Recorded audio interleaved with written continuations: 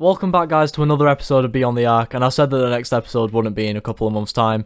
Yes, I know 1 month isn't exactly the closest, but allow me. Quickly, before we get into the episode, if you wouldn't mind, give us a like, give us a subscribe, it'd make me pretty happy. And also, if you're listening on any other podcast platform, make sure you're following, you're sharing it out, you're doing all that good stuff. And finally, follow me on all the social media platforms, the links are in the description all the time.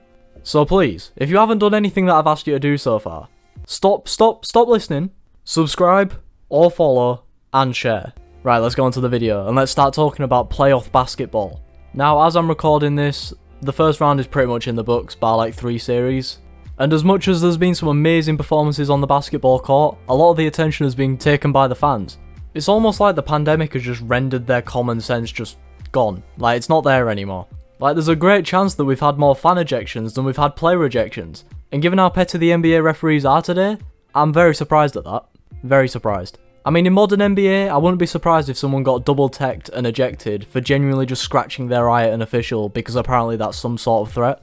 However, joking aside, the stuff that the NBA fans have been doing ever since they've been let back into the arenas, I'm not speaking for everyone, but some of the stuff that's been happening has been pretty bad. Some of them have deserved their lifetime bans from the arenas, but let's be honest, I think if anybody threw popcorn at me, I'm sorry, but, you know, Russell Westbrook, you know, you probably beat me up, but you overreacted slightly, in my opinion. I mean, he acted like he'd just been jumped and he was, like, fighting for his life. Keeping within the series between Russell Westbrook and the Washington Wizards and Philadelphia 76ers, who were led by Joel Embiid for the most part, he missed Game 4 and Game 5, though. I don't know if he'll be back for the semis. I hope he is, because as much as I don't want Philly to really go far, I actually think it could be their year this year if Embiid stays fit. So if anyone's a Philly fan out there, I hope Embiid gets better soon. They managed to beat the Washington Wizards 4-1 overall in the 7-game series. But let's be honest, was anyone expecting anything different? I really think the only main surprise here is the fact that Washington actually won a game. Because other than Bradley Beal and Russell Westbrook, they really have no one else. And Bradley Beal doesn't really have a playoff mode. You know how some players are good in the regular season but then get better at playoff time? Bradley Beal's just very good at the regular season and just carries that over into the playoffs, and it just wasn't enough really. And with Russell Westbrook shooting well under 50% from the field, yeah, it was pretty much a lost cause for them. On the other hand, Philly were just amazing really, weren't they? Embiid was showing why people think that he's going to become the MVP this year, averaging almost 30 points before he got injured. Tobias Harris was doing Tobias Harris things. I genuinely think he's probably one of the most underrated NBA players, probably ever. And even in Embiid's absence in Game 5, Steph Curry actually turned into his brother Steph. Like, I think somebody probably needs to get that checked, you know. Steph isn't actually supposed to be in the playoffs this year. Golden State didn't get through. So, I know Steph has a lot of time on his hands, but he can't be doppelganging for his brother. Come on. And Ben Simmons, well, he managed to start the series playing point guard, and then ended it playing centre. Like, it baffles me how he can play those two positions just seamlessly well, and still put up good numbers. And that 76ers side will come up against the Atlanta Hawks, led by the most hated man in New York, Trae Young. I mean, I'd say that this was probably the most entertaining first round matchup in the East. Probably for some good reasons and for some bad reasons too. I mean, the bad was taken care of pretty quickly after the man who spat on Trae in Game 1 was given a lifetime ban from the Madison Square Garden. But Trae Young, it's almost like he took it and just made it something that he was going to play off of for the rest of the series. But if I'm honest, I don't know what's more disgusting. The fact that someone spat at Trae Young or Danilo Gallinari's trim. The guy literally has a landing strip on the top of his head now. But he does fit in well with the Atlanta Hawks quota of having bad haircuts, as Trae Young doesn't really have a good one either. The best basketball player to look like a sticky lollipop that's been rolled in a carpet for a little while managed to pull through and show his all-star status. Someone who most definitely didn't show his all-star status though was Julius Randle.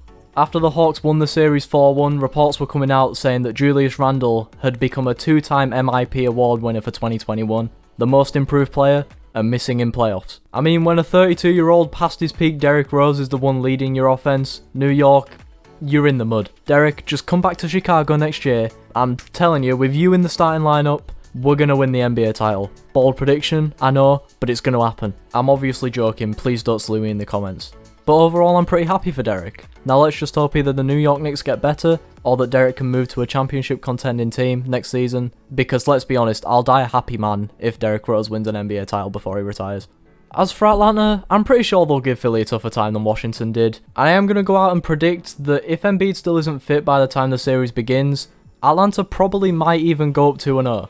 But once Embiid comes back, it's reverse sweep time. And Philly will win in 6. But let's be honest, I don't think Trae Young will really care. He's already certified himself as an absolute bad man within the playoffs, with that bow after taking that long free against New York in Game 5. Brooklyn and Boston met as well in the first round matchup, and you guessed it, there was some more fan altercations, with a Boston fan throwing a water bottle at Kyrie Irving. But some Boston fans say that these actions were justified, because, well, I'm gonna need some sad royalty-free violin here before I go on. Thank you. Kyrie Irving stomped on the Boston Celtics logo, and reports have come back saying that Lucky the Leprechaun has suffered some pretty bad nose break, as well as some orbital fracture as well. Absolutely terrible, incriminating stuff from Kyrie Irving there. Yeah, and we've talked about players overreacting earlier in this podcast episode. Boston Celtics fans, get over this. I think the one thing that we've all learnt from this series, which saw Brooklyn go over Boston 4-1, is that we might as well just cancel the rest of the playoffs because Brooklyn are too OP. Just give Brooklyn's big three the championship, give them their rings, and then just break them up. Make the NBA a little bit more competitive, please. Well, I mean, it also didn't help that Jason Tatum was pretty much running a basketball team on his own there. Jaylen Brown was out for the full series, Rob Williams played the first few games and got injured, and so did Kemba Walker. Although given how Kemba was playing throughout the first few games, you could barely tell the difference. Although in Game 1, Rob Williams managed to get himself 9 blocks, which is absolutely mental and shows that when healthy, he's going to be one of the best young centres in the league. And it is a bit of a shame that Boston have been knocked out so early because playoff Jason Tatum is absolutely insane. Like, literally so insane. He scored 122 points over the final 3 games of the series, including the 50-point piece, which helped Boston win their only game and avoid a sweep. I'd say that this season's playoffs has been the one where a lot of the young players have definitely come of age. Like, we've already talked about Trae Young and Ben Simmons, but Jason Tatum as well, Luka Doncic and Devin Booker over on the West. A change of the guard is definitely coming, I'd say. But I don't think anyone can stop the Brooklyn Nets big three. Kevin Durant had more games scoring over 30 points than he had under. There wasn't a game where James Harden scored under 20 points and Kyrie Irving only did it twice.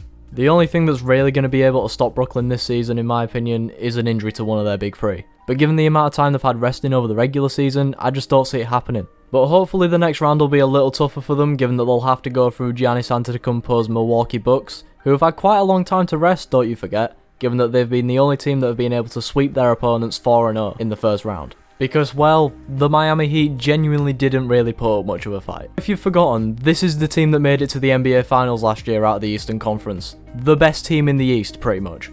But no, apparently Bubble Heat will just never be matched. I wouldn't be surprised if the Heat franchise just decided to try and relocate themselves permanently to Disneyland. I mean, it's in the same state. Pretty much counts, right? This was supposed to be a really close playoff series though. Milwaukee's record in the postseason really isn't that good. And Miami could have been a dark horse to knock them out, really. I mean, they did it last year, and after Milwaukee had to take it to overtime to beat them in Game 1, we thought that maybe it could happen. But no, 3 straight blowout games, including 2 in Miami's own backyard, and they've been sent home packing.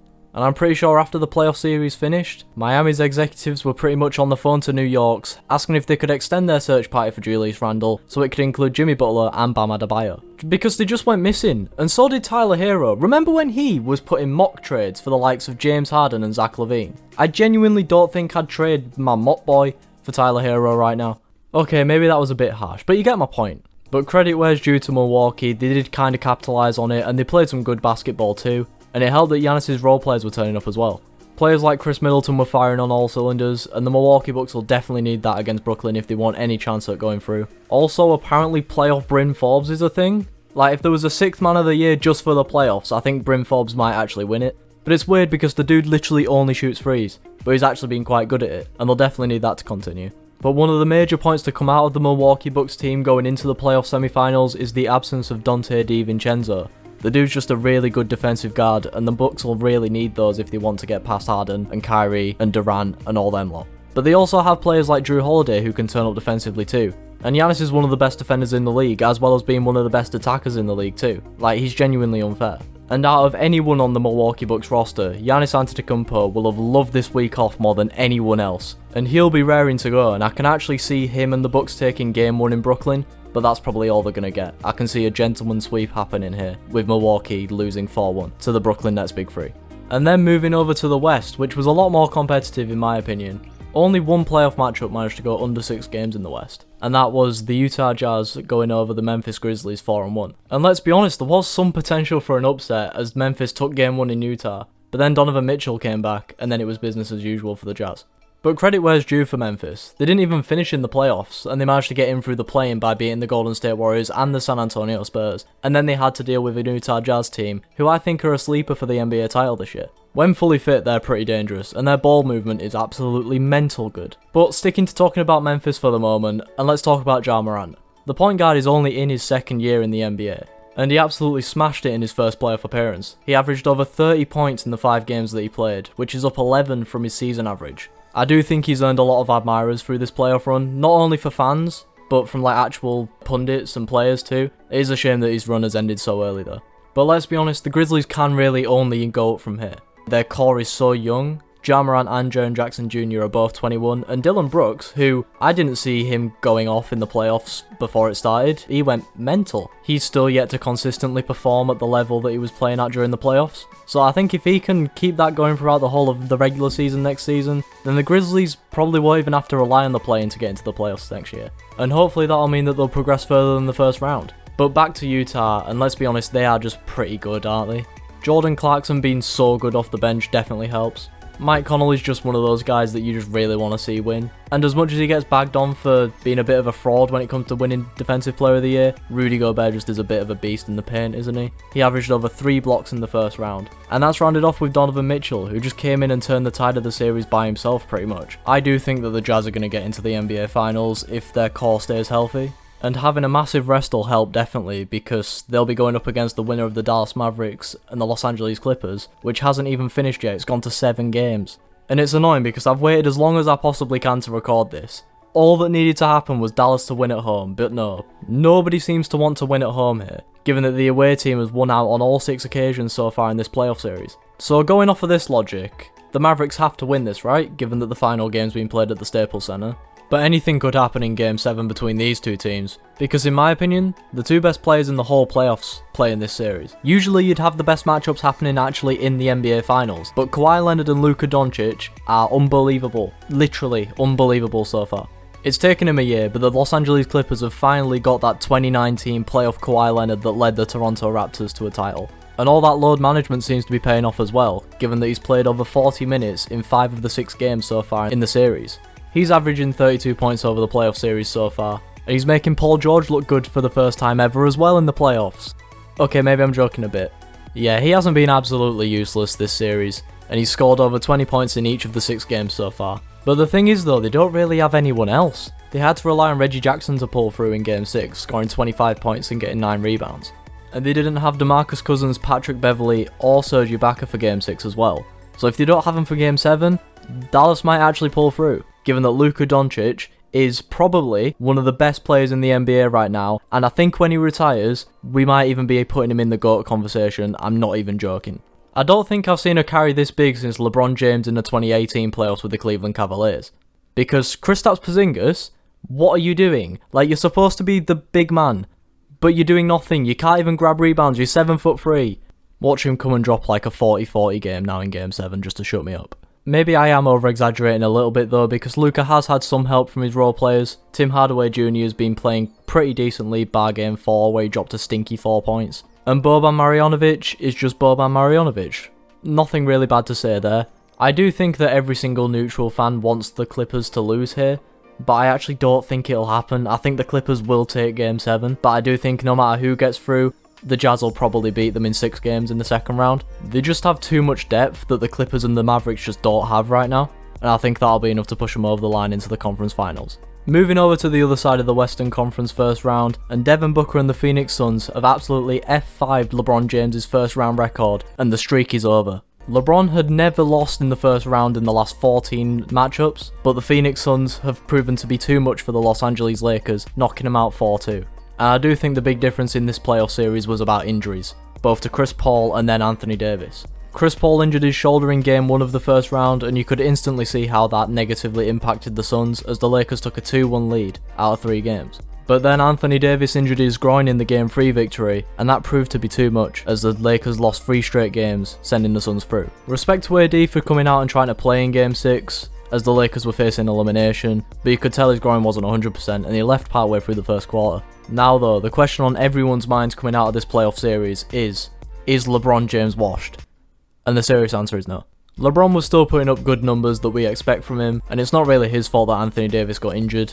It's also not his fault that everyone else was playing like massive frauds on the team. Like Andre Drummond, I've said previously, would be an absolute steal to whoever picked him up. I was wrong. I was very, very wrong. And if Kyle Kuzma was even half a foot shorter than he actually is, he'd be working in the local Burger King. I'm not even lying. And after it all, I actually think that LeBron might prefer to play with the Looney Tunes squad instead of playing in that Lakers team. As for the Suns though, I'm just pretty happy for them. This is their first playoff run since 2010.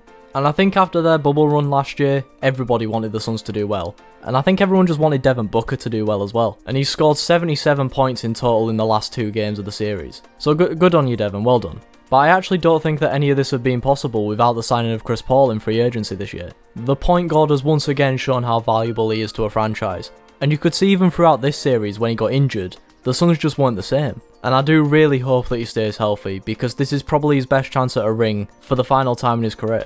And given that the Bulls are in the playoffs this year, I think I've become an honorary? That's a mad word to say, you know.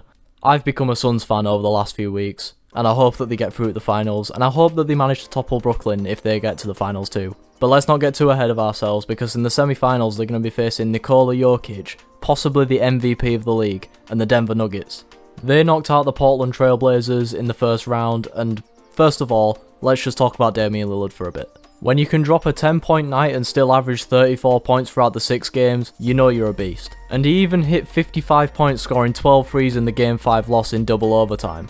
And he was making clutch shot after clutch shot after big 3 after big 3. It was unbelievable to watch. And you really do feel for him that the rest of his team just couldn't seem to step up. CJ McCollum had been amazing throughout the regular season, but he just turned into an average shooting guard during the playoffs. And with Lillard turning 31 in a month's time, questions are being asked about his future, and I do think he will probably demand a trade in the offseason. I personally don't think it'll be a bad thing for the Blazers though, because right now, he is probably a top 2 point guard in the league, so they'll get so much for him. I personally think he'll end up going to either the Boston Celtics, the Philadelphia 76ers, or maybe even the Los Angeles Lakers.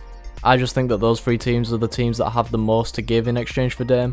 I do think if he wants to win though, he's probably going to have to go to the Eastern Conference to do so. The West is just way too crammed with talent, which is easily seen through the Denver Nuggets. Like I said before, they just have a load of really average players bar Jokic who can just go off on any given night. And even without Jamal Murray, they managed to get through in 6 games. They didn't really have a struggle. Nikola Jokic was up to his MVP self. He only scored below 35 points in 2 of the games. In my opinion, Michael Porter Jr. has gotten better in this playoff run. And Monte Morris off the bench scored 50 points over Game 5 and Game 6. And he's just one of the many examples of the many average players that Denver have that can just go off on any night. And they'll definitely make sure to give the Suns a good series. And I do think that the Denver Nuggets have every reason to believe that they can go over the Suns in 7 games. I just don't think it'll happen. I can't see that going all the way down to the wire though, so I'm going to say that the Phoenix Suns topple the Denver Nuggets 4-3 and advance to the Western Conference Finals. And that will round up my first round analysis. Do you think that my predictions are correct? Let me know in the comments below. Like I said before, don't forget to like and subscribe if you're listening on YouTube. If you're listening on any other podcast platform, make sure you're sharing it out. Comment down below and give me some feedback and also some suggestions for what to do in the future, and I'll talk to you in a while.